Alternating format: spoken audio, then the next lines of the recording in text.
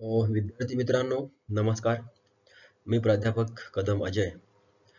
आज आपणास कला शाखा तृतीय वर्ष स्पेशल मराठी हा म्हणजे स्पेशल मराठीच्या विद्यार्थ्यांचा जो अभ्यासक्रम आहे तो समजावून सांगण्याचा प्रयत्न करतोय. आपणा सर्वांना माहिती असेल की यावर्षी आपण तृतीय वर्षात आहात आणि आपला अभ्यासक्रम बदललेला आहे. तर नेमकं या बदललेल्या अभ्यासक्रमाचं काय स्वरूप आहे ते आपण आज इथे पाहणार आहोत.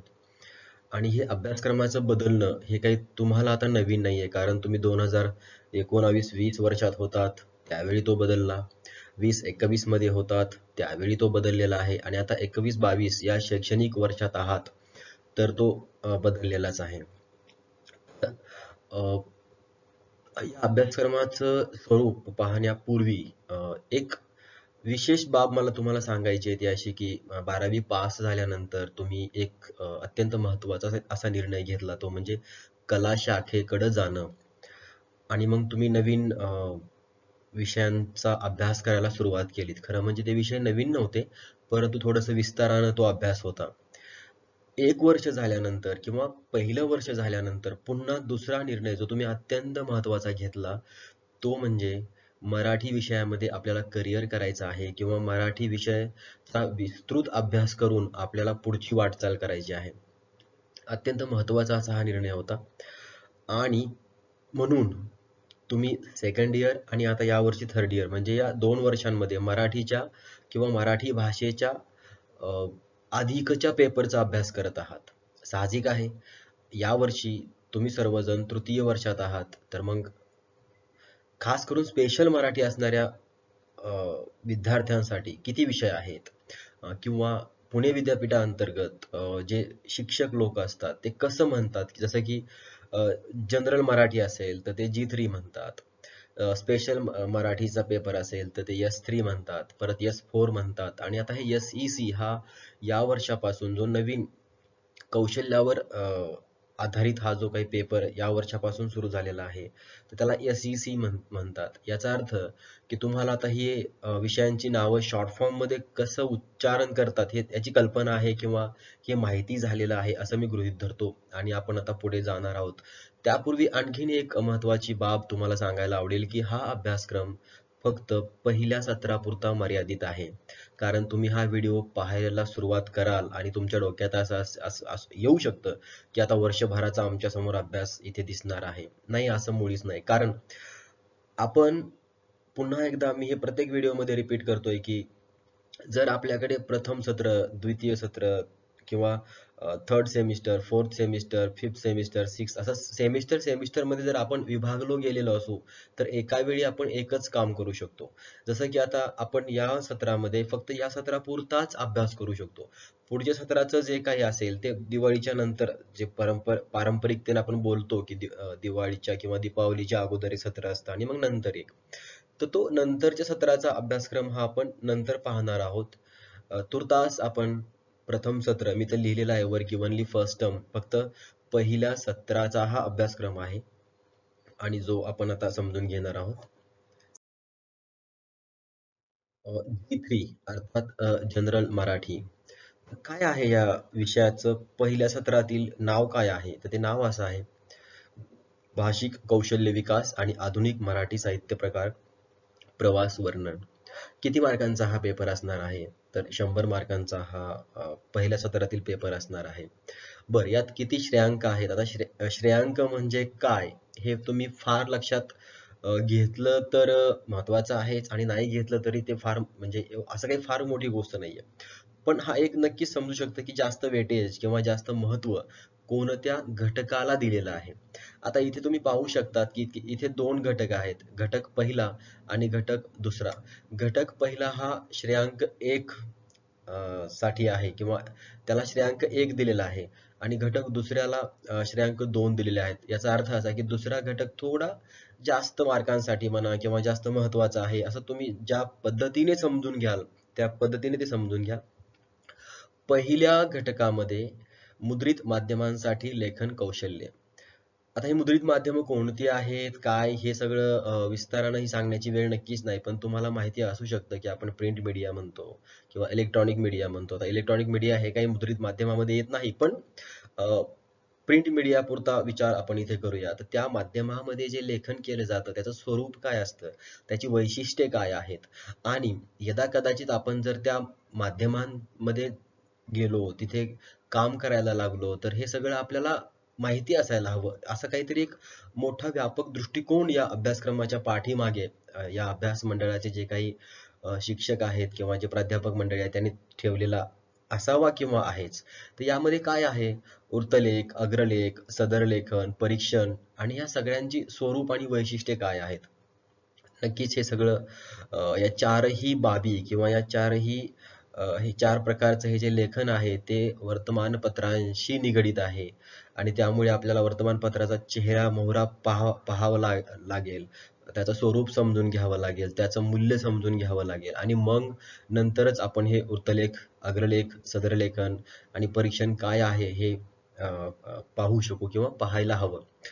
त्यानंतर याच घटकामध्ये जो उपघटक आपण म्हणूया त्याला तो जो आहे तो प्रवास वर्णन, साहित्य प्रकार, साहित्य, प्रेरणा, प्रयोजन आणि वाटचाल वैशिष्ट्ये. आता इथे बघा, इथे जर आपण दोन तुकड्यांमध्ये हा अभ्यासक्रम पाहायचा म्हटलं तर एक आहे तो माध्यमांशी संबंधित आहे आणि दुसरा हा अभ्यास पुस्तक 3 मुलांचे 4 दिवस याशी संबंधित आहे. म्हणजे अभ्यास करण्यासाठी फार सोपा आहे. एक तर माध्यमांशी संबंधित चर्चा करणार आपण किंवा चर्चा केली जाते आणि दुसरं म्हणजे 3 मुलांचे 4 दिवस. तर हे पुस्तक आदर्श पाटील, विकास वाळके, श्रीकृष्ण शेळके यांनी ते लिहिलेलं आहे. साधना प्रकाशन यांनी ते प्रकाशित केलेलं आहे. याच वर्षी तुमच्या अभ्यासासाठी जर ते ठेवलेलं असेल तर ते मार्केटमध्ये किंवा बाजारामध्ये उपलब्ध असेलच. ते आपण घेतलं पाहिजे, ते वाचलं पाहिजे. एकदा नाही, दोनदा नाही, 3 वेळा वाचलं पाहिजे. कारण अभ्यासक्रमासाठी हे पुस्तक आहे म्हणजे हे काही असंच तर नक्कीच दिलेलं नसणार. त्यामधून काहीतरी संस्कार होत असणार. ते आपल्यावर झाले पाहिजेत. नाहीतर मग आपण तृतीय वर्षाचे विद्यार्थी आहोत, जनरल मराठीचा अभ्यास केला आणि ते नीट पाहिलं नाही, समजून घेतलं नाही, तर नक्कीच कुठेतरी ते आपल्याकडून चूक होईल. तर ती अशी होता कामा नये. यासाठी या पेपरचा किंवा या विषयाचा अभ्यास करताना हे अभ्यास पुस्तक विकत घेणं ही पहिली बाब आणि अधूनमधून दैनिकांकडे थोडं डोळसपणानं पाहणं ही दुसरी बाब. यस्त्री मध्ययुगीन मराठी वाङ्मयाचा स्थूल इतिहास प्रारंभ ते इसवी सन 1600 पर्यंत. अर्थात या कालखंडामध्ये निर्माण झालेल्या साहित्यास आपण मध्ययुगीन मराठी साहित्य असं म्हणतो. हा पेपर 100 मार्कांचा आहे. एकूण 4 घटकांमध्ये विभागलेला असून 4 श्रेयांकाचा हा पेपर आहे. पहिल्या घटकामध्ये वाङ्मय इतिहास, संकल्पना आणि मराठी भाषा, वाङ्मय इतिहास, संकल्पना आणि स्वरूप, मराठी इतिहासाचे कालखंड, स्वरूप चर्चा, मराठी भाषा व वाङ्मयाचा उगम, कोरीव लेख आणि ग्रंथ यांच्या आधारे, यादव काळ आणि बहामनी काळातील वाङ्मय निर्मिती, या कालखंडाची सामाजिक आणि सांस्कृतिक पार्श्वभूमी, महानुभाव, प्रेरणा, प्रवृत्ती व स्वरूप. घटक दुसरा यामध्ये आहे महानुभाव वाङ्मय, गद्यग्रंथ आणि पद्यग्रंथ जे विशेष स्वरूपानं इथे लिहिले गेले आहे त्याचा अभ्यास आपल्याला करावयाचा आहे. वारकरी वाङ्मय किंवा वारकरी पंथ याच काळात उदयास आला, त्याचं प्रेरणा, प्रवृत्ती व स्वरूप पाहावयाचं आहे. आणि संत ज्ञानेश्वर, संत नामदेव, संत एकनाथ, संत चोखामेळा, शेख महंमद यांच्या व्यक्तिमत्वाचा आणि साहित्याचा अभ्यासही आपल्याला करावयाचा आहे. घटक तिसरा यामध्ये मुकुंदराज, नृसिंह सरस्वती, दासोपंत, फादर स्टीफन्स, ब्रह्मगुणदास वाङ्मय यांच्या वाङ्मय निर्मितीचे स्वरूप आपल्याला इथे पाहावयाचे आहे. आणि घटक चौथा जो आहे तो संशोधनपर प्रकल्प किंवा क्षेत्रकार्य हे असणार आहे, जो घटक 1 आणि 2 आणि 3 म्हणजे तिन्ही घटकांवर हे आधारलेलं असणार आहे. अशा एकूण 4 घटकांमध्ये हा अभ्यासक्रम विभागलेला असून अत्यंत गांभीर्यानं हा अभ्यास आपणास सर्वांना म्हणजे विद्यार्थ्यांना हा करावा लागणार आहे. S4 अर्थात वर्णनात्मक भाषा विज्ञान भाग 1. आपण ज्यावेळी ते भाग 1 म्हणतोय त्या अर्थी आपल्या येणाऱ्या दुसऱ्या सत्रामध्ये किंवा शेवटच्या सत्रामध्ये आपल्याला वर्णनात्मक भाषाविज्ञान भाग 2 चा अभ्यास करावा लागेल. आणि इथे भाषा विज्ञान म्हणतोय, याचा अर्थ हे सायन्स आहे का? हे शास्त्र आहे का? कारण आतापर्यंत आपण कला शाखा, कलेच्या अंगाने जातो आपण वगैरे वगैरे भरपूर ऐकून घेतलेलं आहे. पण भाषा विज्ञानाचं इथे विज्ञान हा शब्द येतोय किंवा इथे सायन्स हा शब्द येतोय, तर नक्कीच हा जो पेपर आहे थोडा शास्त्रीय पद्धतीने जाणार आहे, कारण आपण भाषेचा अभ्यास करतोय, भाषेचं स्ट्रक्चर समजून घेतोय. त्यामुळे हे थोडंसं शास्त्र स्वरूप किंवा शास्त्र सदृश्य स्वरूपाचा हा विषय आहे, पेपर आहे. बघूया. घटक 1 श्रेयांक 1च आहे. भाषा स्वरूप आणि संकल्पना, भाषा स्वरूप वैशिष्ट्ये व कार्ये, संदेशन, मानव आणि मानवेतर, भाषाभ्यासाच्या शाखा, ध्वनी विचार, व्याकरण विचार, अर्थविचार, शब्दसंग्रह, स्थूल परिचय आपल्याला या सगळ्यांचा पाहावयाचा आहे. भाषेच्या अभ्यासाचे महत्त्व व भाषाभ्यासाच्या पद्धती, यामध्ये ऐतिहासिक, वर्णनात्मक, सामाजिक, तुलनात्मक यांचा स्थूल परिचय आपणास इथे करून घ्यावयाचा आहे. घटक 2मध्ये स्वनविज्ञान, स्वरूप व संकल्पना, उच्चारण केंद्री, संचारण केंद्री आणि श्रवण केंद्री. म्हणजेच काय, तर स्वनांची निर्मिती, आपण उच्चारण कसं करतो, त्याचा हवेत प्रसार कसा होतो आणि आपण ते ऐकतो कसं, हा अभ्यास इथे आपल्याला करावयाचा आहे. त्यानंतर वागेंद्रीय, रचना व कार्य, स्वनांची निर्मिती प्रक्रिया, म्हणजेच आपण बोलतो त्यावेळी ते कसं निर्माण होतं, स्वन कसा निर्माण होतो, तर हा अभ्यासक्रम आपल्याला घटक 2मध्ये करावयाचा आहे. त्यानंतर स्वनांचे वर्गीकरण व वर्गीकरणाची तत्वे काय आहेत, त्याचं उच्चारण स्थान कोणतं आहे, उच्चारणाचा साठी लागणारा अवयव कोणता आहे आणि काय प्रयत्न करावे लागतात, हे विशेष फोकस देऊन इथे सगळं आपल्याला पाहावयाचं आहे. त्यानंतर घटक 3 स्वनिम विचार, यामध्ये स्वन, स्वनिम, स्वनांतर यांचा परस्पर संबंध व प्रकार. त्यानंतर स्वनिम निश्चितीची तत्वे, त्यानंतर विनियोग संकल्पना, व्यवच्छेदक विनियोग, पूरक विनियोग आणि मुक्त परिवर्तन. मराठीची स्वनिम व्यवस्था, स्वर स्वनिम, अर्धस्वर स्वनिम, व्यंजन स्वनिम, खंडित स्वनिम आणि खंडाधिष्ठित स्वनिम. आणि घटक 4 संशोधन प्रकल्प, क्षेत्रकार्य, आपण S3 मध्ये जे पाहिलं तेच S4 मध्येही इथे आपल्याला हे प्रॅक्टिकली वर्क करावं लागणार आहे आणि हे आपल्या महाविद्यालयालाही जमा करावं लागणार असं हे काम आहे, जो घटक 4 असणार आहे. एकूण पुन्हा एकदा 100 गुणांचा हा पेपर आहे. 4 घटकांमध्ये विभागलेला असून 4 श्रेयांकाचा हा पेपर आहे. आणि आता या वर्षापासून हा विषय किंवा हा पेपर जास्तीचा तुम्हाला देण्यात आलेला आहे किंवा यालाच आपण कंपल्सरी करण्यात आलेला आहे असं म्हणूया. या विषयाचं किंवा या पेपरचं सर्वात महत्त्वाचं वैशिष्ट्य असं आहे की तुम्हा सर्वांना कार्यक्रम संयोजन कसं करतात किंवा त्यामध्ये भाषिक कौशल्य कोणकोणती असावयास हवी, याची माहिती व्हावी, याकरिता हा पेपर तुम्हाला दिलेला आहे. आणखीन एक महत्त्वाचं म्हणजे तुम्ही खूपच भाग्यवान आहात की एवढ्या कमी वयात म्हणूया की तुम्ही या सर्व गोष्टींना सामोरे जात आहात किंवा तुम्हाला या सर्व गोष्टी शिकायला मिळत आहेत. बघूया काय आहे या पेपरमध्ये किंवा आपल्याला काय अभ्यास करावयाचा आहे. तर यामध्ये घटक 2 आहेत, नक्कीच 4 नाही आहेत. गुण 50 आहेत, नक्कीच 100 नाही आहेत. आणि घटक 2 झाले, श्रेयांक 2, म्हणजेच हा थोडासा वेटेज कमी असला तरी अत्यंत महत्त्वाचा असा हा पेपर आहे.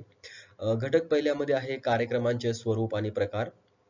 मग यामध्ये भाषणं, चर्चासत्र, परिषदा, बैठका, मेळावे, कला, सांस्कृतिक कार्यक्रम, जाहिरात, विपणन विषयक, आभासी कार्यक्रम संयोजनातील विविध घटक, आयोजक, प्रायोजक, जाहिरात निवेदक आणि त्यांची कार्य, परत कार्यक्रम संयोजनातील भाषिक कौशल्य, पूर्वतयारी काय असते, कार्यक्रम संयोजनातील भाषेचं महत्त्व, कार्यक्रमाची योजना, आखणी आणि रूपरेषा, कार्यक्रम पूर्वनियोजन, कार्यक्रमातील विविध घटक, भाषेचा वापर कसा होतो, निवेदन, प्रास्ताविक, परिचय, स्वगत, मनोगत, आभार, सूत्रसंचलन आणि कार्यक्रम पश्चात करावयाची कामे.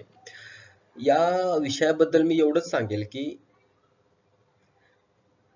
तुमच्या जीवनामध्ये किंवा तुमच्या विद्यार्थी जीवनामध्ये तुम्हाला असं बऱ्याच वेळा होतं की तुम्हाला कधी आभार व्यक्त करावे लागतात, सूत्रसंचालन करावं लागतं किंवा एखाद्या कार्यक्रमाचं नियोजन करावं लागतं. खरं म्हणजे हे असं होतं बऱ्याचदा आणि त्यावेळी तुमच्या व्यक्तिमत्वामध्ये असणाऱ्या विविध पैलूंचा कस लागतो आणि त्याचं मूल्यमापन करणारी माणसं तटस्थपणाने तुमच्याकडे पाहत असतात. पण तुम्ही तुमच्या गल्लीमध्ये गणेश मंडळाची स्थापना केली असेल, कधीतरी रक्तदान शिबिराचं आयोजन केलं असेल, कधीतरी गल्लीमध्ये क्रिकेटची टीम तयार केली असेल, कधीतरी तुम्ही छोटे मोठे खेळाचं नियोजन केलं असेल. मी सांगेल त्यामध्ये आणि यामध्ये फार काही फरक नाहीये. पण इथे काय होतं, की इथे तज्ञ माणसं समोर असतात. ज्यांचं उभं आयुष्य गेलेलं असतं, अशी मंडळी पुढे असते. आणि त्यांना एक सवय लागलेली असते, की हां, इथे असं, असं असलं पाहिजे. म्हणजे ते काही फार मोठे विद्वान असतात आणि आपल्याला काहीच कळत नाही असा असा समज डोक्यात ठेवण्याची काही गरज नाही. फार फार तर त्यांना प्रॅक्टिस मेक्स मॅन परफेक्ट. यामुळे त्यांना ते चाकोरीबद्ध कामाची फार फार तर त्यांना सवय झाली असेल. याच्या पलीकडे काही नाही.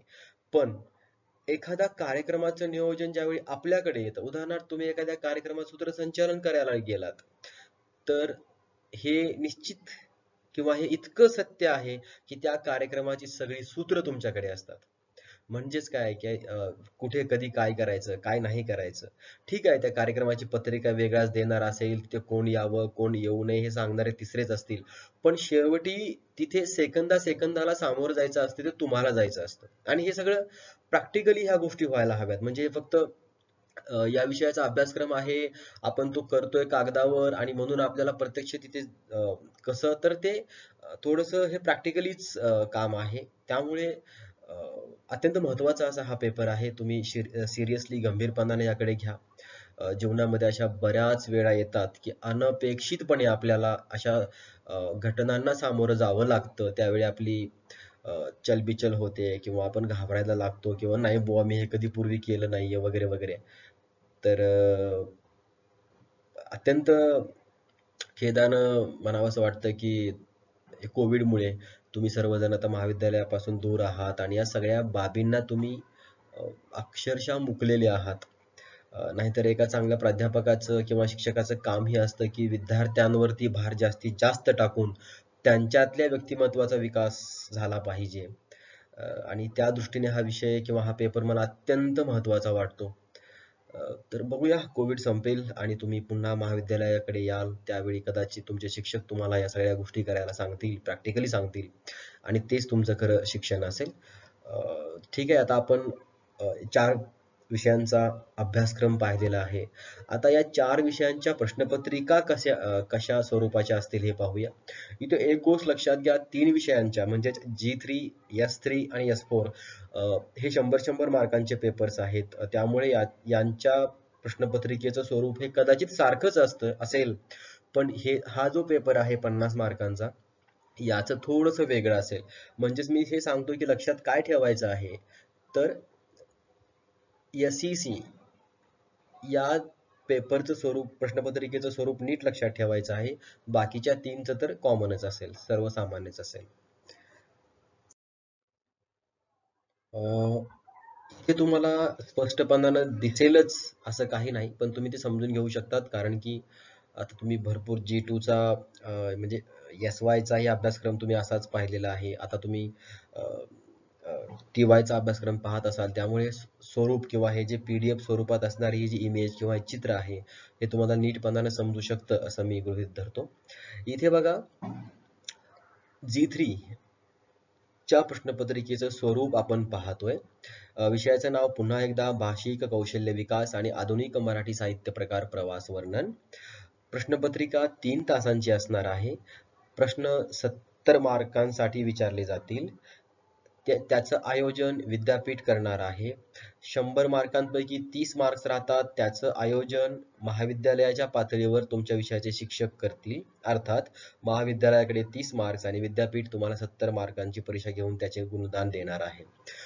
एकूण 4 प्रश्न विचारले जातील. त्यापैकी पहिला प्रश्न 15 मार्कांसाठी, दुसरा 20, तिसरा 20 आणि चौथा 15 मार्कांसाठी असेल, तो कोणत्या घटकावर विचारला जाईल हे सुद्धा इथे व्यवस्थितपणाने दिलेलं आहे. ते तुम्ही नीट समजून घ्यालच, कारण वाचून ते बऱ्यापैकी, आता तृतीय वर्षाचे विद्यार्थी आहात, तुम्हाला ते कळू शकतं. फार यामध्ये वेळ घालवण्याची मला वाटतं गरज नाही. पण एक लक्षात घ्या की आज कोविड नाही आहे, त्यामुळे तुम्ही आतापर्यंत फर्स्ट इयर, सेकंड इयर मध्ये तुम्ही ऑनलाईनच्या माध्यमातून परीक्षेला सामोरे गेला. त्या ठिकाणी ऑप्शन्स होते, त्यावर तुम्ही क्लिक करायचं आणि तुम्हाला गुण मिळायचे. पण डोक्यात ठेवा, पहिल्या सत्राच्या परीक्षेला तुम्ही ज्यावेळी सामोरं जाल त्यावेळी कदाचित कोविड किंवा कोरोना संपलेला असेल आणि तुम्हाला या सर्व प्रश्नांची उत्तरं ही वर्णनात्मक पद्धतीने द्यावी लागतील. त्यामुळे इथे भरपूर लिहिण्यावरती भर तुमचा असला पाहिजे. लिहिण्याची प्रॅक्टिस किंवा सराव असला पाहिजे. खरं म्हणजे गेल्या 2-2.5 वर्षांमध्ये आपण एक पान सुद्धा लिहिलेलं असेल असं मला वाटत नाही. कारण आपण डायरी वगैरे लिहिण्याच्या भानगडीत पडत नाही. आपण हिशोब सुद्धा अलीकडे मोबाईलवरच करतो. म्हणजे पेन हा फक्त असावा, म्हणजे आपण शिकतोय किंवा शिकणारी माणसं आहोत हे दिसण्यासाठी आजकाल पेन ठेवावा लागतो, किंवा सही वगैरे कुठेतरी करायची आहे. ते फारच विचित्र आहे सगळं. यावरती चर्चा न केलेलीच बरी. मध्ययुगीन मराठी वाङ्मयाचा स्थूल इतिहास प्रारंभ ते 1600, अर्थात हा S3चा पेपर आहे. 100 मार्कांचा हा पेपर आहे.